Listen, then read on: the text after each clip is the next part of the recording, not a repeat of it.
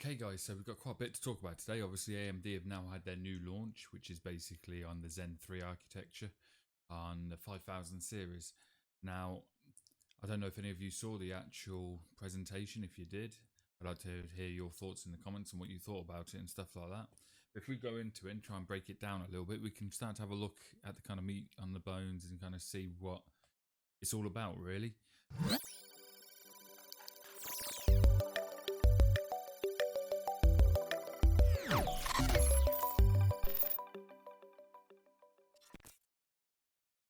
Okay, so I got the new Zen 3 architecture, which is now going to be under the 5000 naming.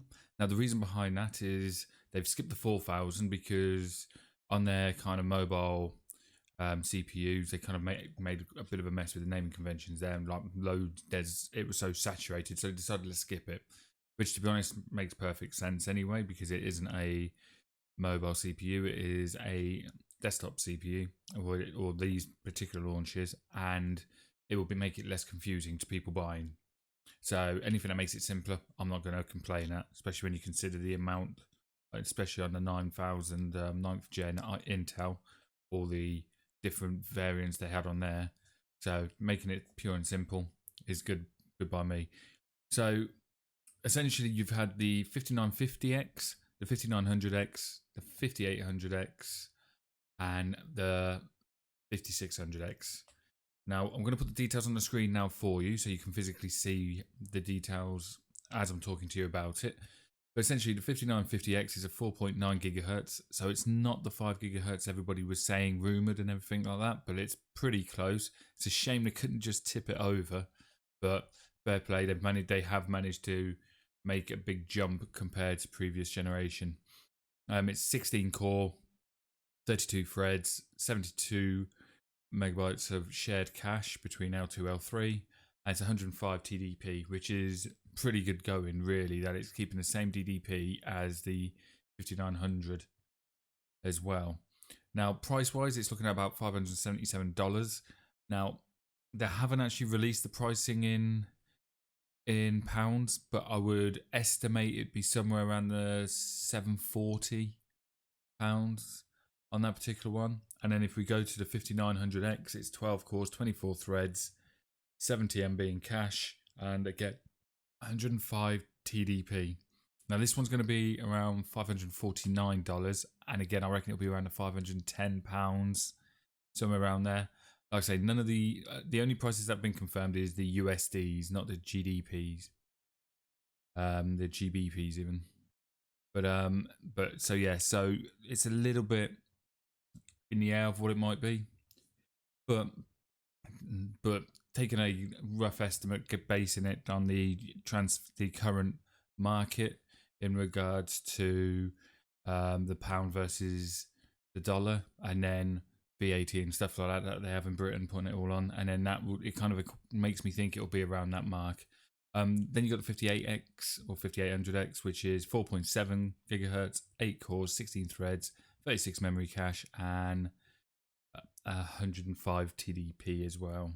And that one's at around $499. Again, I reckon it's going to be around the £460, £465. And then the entry level one of this particular launch is 5600X, which is 4.6 gigahertz, 6 cores, 12 threads, 35 cache, and 65 watt TDP. And that one's coming in at $299, or I would estimate around £277, somewhere around there. It looks like that they've consolidated all of the X and non-X SKUs, which is a logical move really, because when you looked at the two, it didn't really make that much of a difference. They were very similar in regards to performance, so it makes sense just to consolidate and just have just the one SKU essentially. The official comment from them is that they're not going to be making any more SKUs or additional SKUs to it, but let's face it, we all know that they're not just going to stop at 4 CPUs. There is going to be additionals, but the official comment is not at the moment. So maybe a few months after launch or something like that, then you might suddenly start getting information on a few extras. I mean, there's a 3700X, which is a potential there. or maybe even something a little bit smaller for the £200 bracket or $200 bracket, which is obviously a very hot CPU price bracket. So I feel there might be some more added entries later on. So yeah, the architecture, I'm going to quickly put a layout for you now, the old one versus the new one, so you can have a quick look. Now, the way the architecture works now, before you used to have 4 cores going against half of the memory cache. So let's say 16 meg of the cache, and then another 4 would go against another 16. So they shared half of it between 4 cores. Now, in multi-thread performance, it didn't make too much of an issue, and probably helped it a bit on the multi-thread performance. But obviously, gamers and people that use a lot of single-thread performance would have found that it couldn't get access to the full cache, so it was actually hurting it doing that. And one of the reasons why it's always been behind on single core performance. Not the only reason, but it is one of. Now, the new architecture has changed that. They've made it a complete full to 32, available to all 8 cores, which means now whether it's heavily single thread core or multi-core kind of performance required, it gets full access to the full cache now, which is only a good thing when it comes to the performance. So looking at the architecture, you can see they've moved away. It's still in the 3 chiplets, as they like to call it, as opposed to the monolithic kind of single chip. So they've still got that kind of separate chip architecture, but they've just basically made all the cache available to all the cores. And they're still using the TSMC 7nm process, which is with a higher efficiency. Somehow they've managed to get 2.8 times as what they've claimed on efficiency on the 10900K, which is pretty good going, I think you can say. So they're getting good performance and still making it efficient. It'll be interesting to see how many of these numbers, which they've published in their report, would actually be true to real life kind of usage. So once they become available, we can start doing some checks and benchmarks and actually see how it relates to real world usage. But on the efficiency, they are now more powerful, but should still be around the same consumption as the 3000 series of chips. So they might not be exact, but the idea is the power consumption is going to be there or thereabouts to the 3000. So you shouldn't really notice any difference, say, if you were moving from a 3600 to a 5600 or 3800 to a 5800 and stuff like that. So if you're jumping between them, you shouldn't notice too much of a difference in regards to power draw. That being said, if you are upgrading, one thing to keep in mind is the 500 motherboards, so the X570, B550 boards have native support. The X470 and B450, we've been told some will have support, but they might need a BIOS update on some of them, but there should be some kind of support there. Now the X370 and B350, they haven't confirmed support for directly. Again, there may be a BIOS update, but the chances are, because of the leap in the design and performance, that the power delivery system on the 300 series boards probably won't be up to the task anyway. So if you were going to go for one, you're probably going to want to change the board anyway. You may get away with maybe the 5600, but anything more than that, you're probably best updating the board anyway. Other thing is as well, you're not unlocking the full potential because there's multiple features which you get with the 500 series board, for instance, which the 300 series doesn't have. So you want to kind of keep that in mind. If you are upgrading and you have got a 300 series board, you may be looking to upgrade that board as well. You never know, somebody might bring out a hacked BIOS or something like that but then you are using that at your own risk. So you do have to kind of take that into consideration when you're thinking of using it. Okay, so it's just one thing to keep in mind. In regards to the actual performance side of things, I'm going to quickly put another chart up now, which is going to have the IPC uplift performance.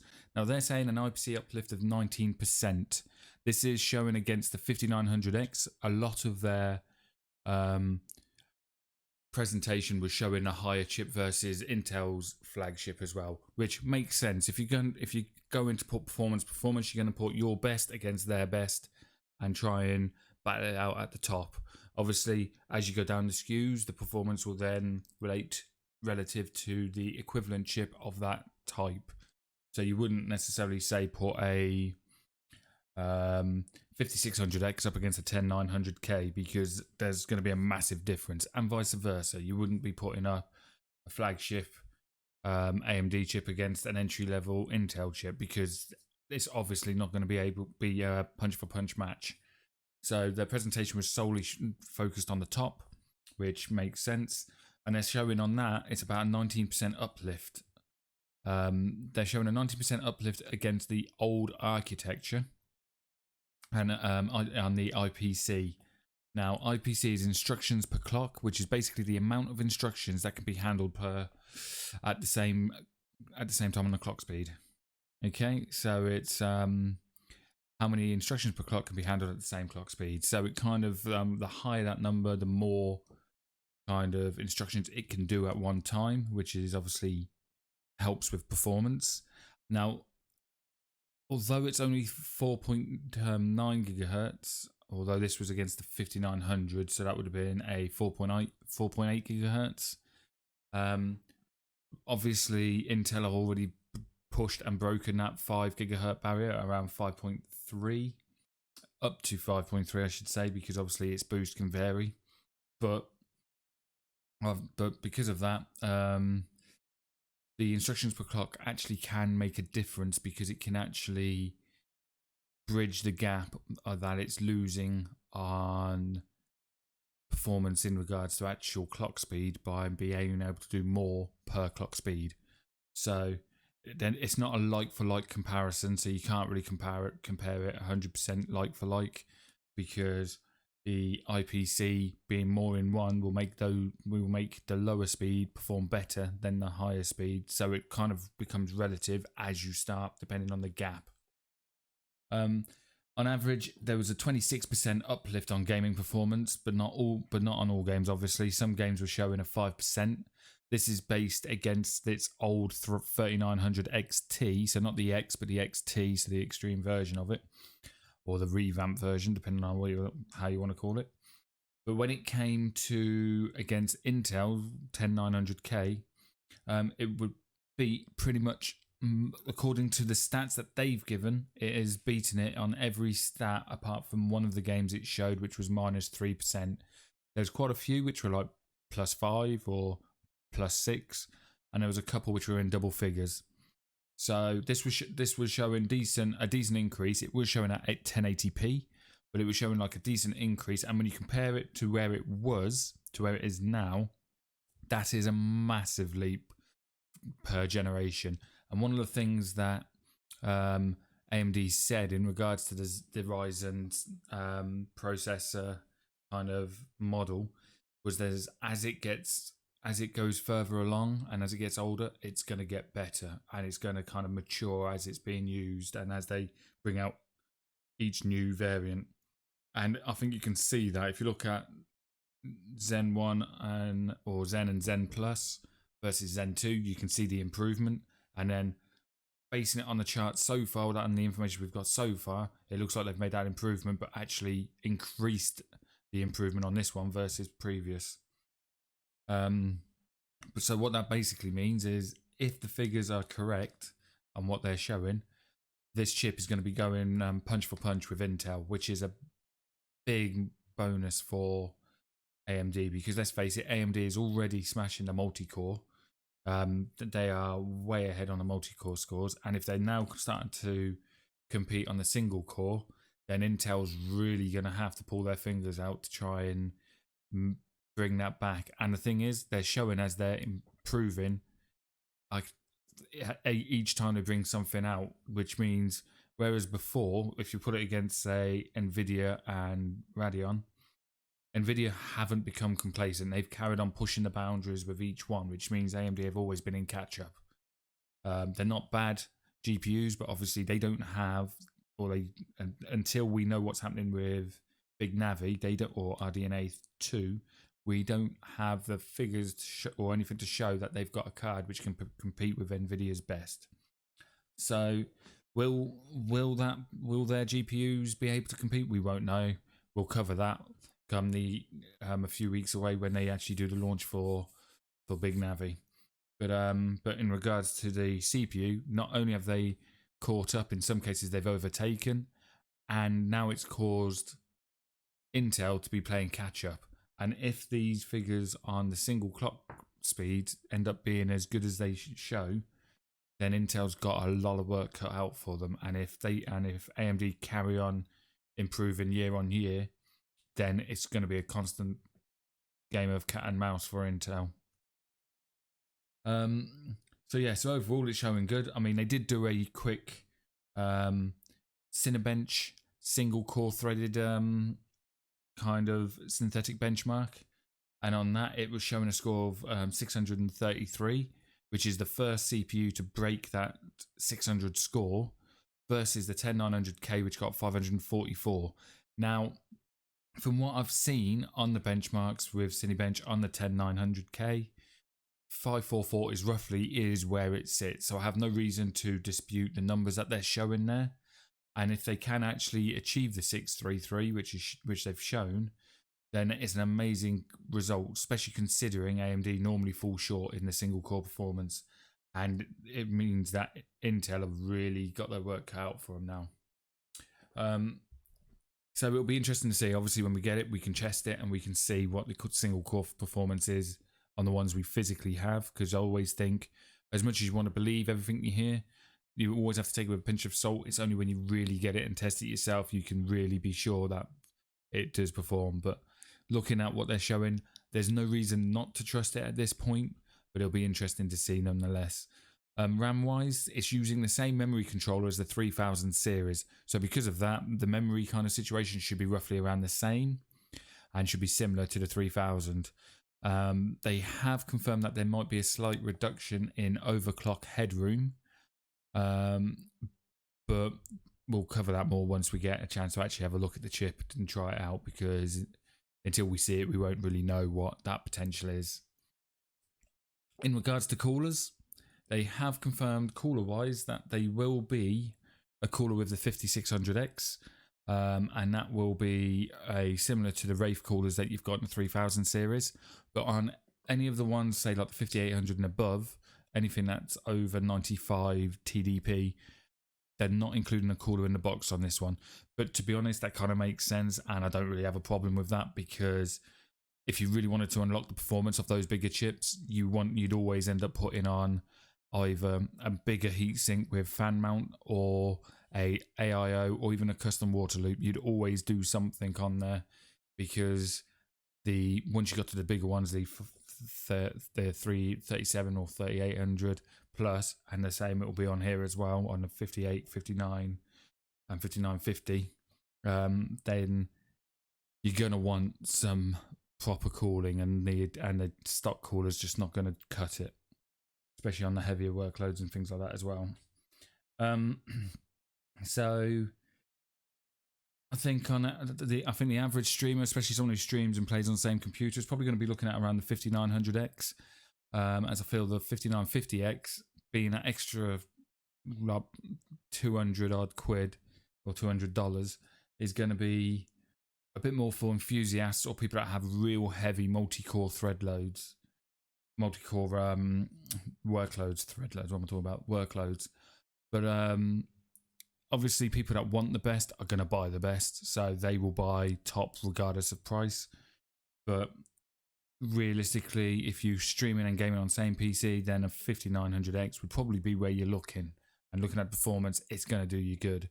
The other ones, obviously, they're still going to perform well and do good, especially compared to the previous generation.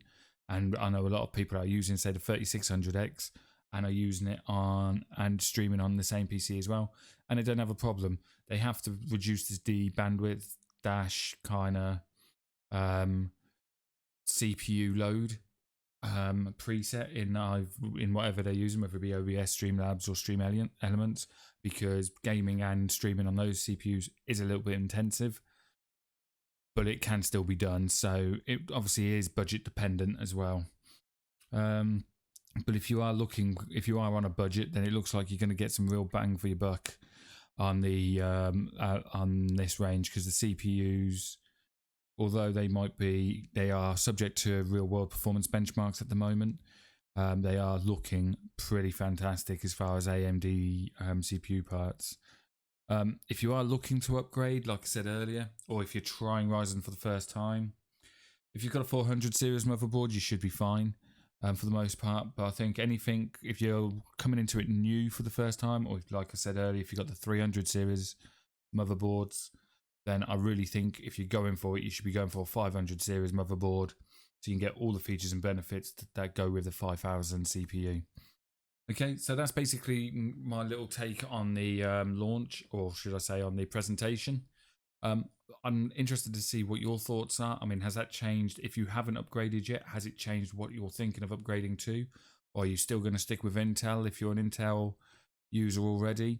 Or if you are on AMD, is this enough to make you want to upgrade from, if you are on 3000 series, will you upgrade? Obviously, if you're on a 2 or 1000 series, this will probably be the perfect time to upgrade. So I'm interested to see what your thoughts are. So please put a comment in the description below. This is one of my first kind of what I'd class as tech, PC tech news. And it's something that I'm starting to do. We're going to be doing a lot more of as well on the channel. So if you are looking to see more and you want to keep up to date, whether it be Intel, Nvidia, AMD, or anything else on the hardware side of things, then feel free to subscribe to the channel and you'll start seeing a bit more on that. If you have liked the video, please hit that thumbs up button. It really helps me out a lot. And yeah, let me know what you think, and I'm going to catch you next time.